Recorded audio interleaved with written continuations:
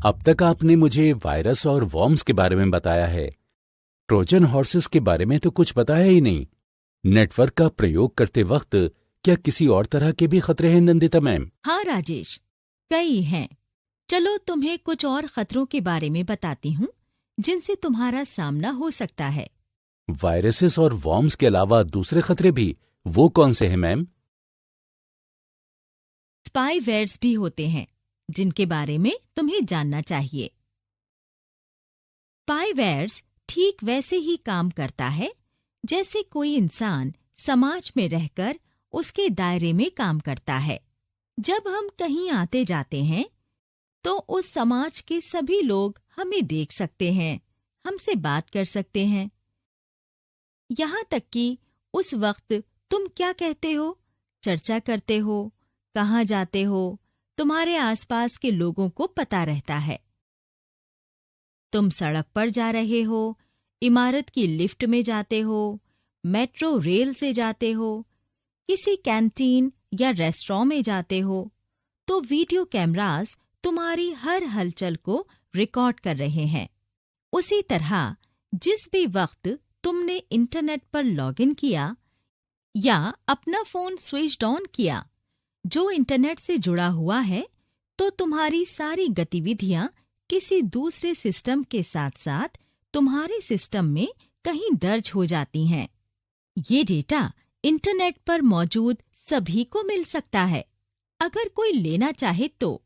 हालांकि आसानी से नहीं मिलता। खास तौर पर बनाए गए एप्लीकेशन से इस डेटा में पहुंचा जा सकता है और बिना तुम्हारी जानकारी या सहमति के उसका दुरुपयोग हो सकता है। अगर तुम बताए गए तरीकों का उपयोग नहीं करोगे तो सिर्फ तुम्हारी भौतिक गतिविधियों का डिजिटल लॉग ही नहीं, तुम्हारे कंप्यूटर में किया जाने वाला काम या तुम्हारा मोबाइल भी सुरक्षित नहीं है।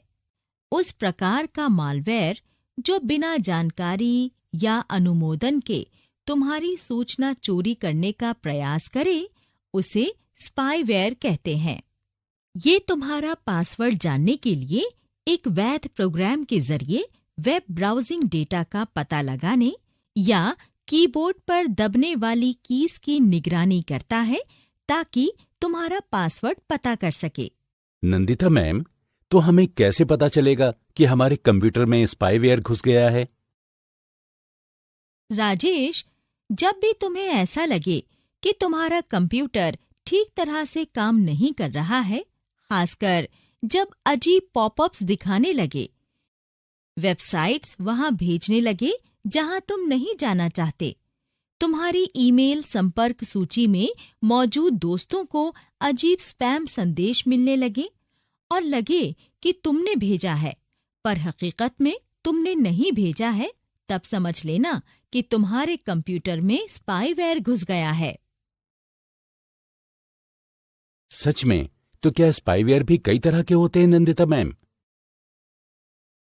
हाँ राजेश, स्पाईवेयर भी कई तरह के होते हैं। चलो मैं तुम्हें उनके बारे में बताती हूँ।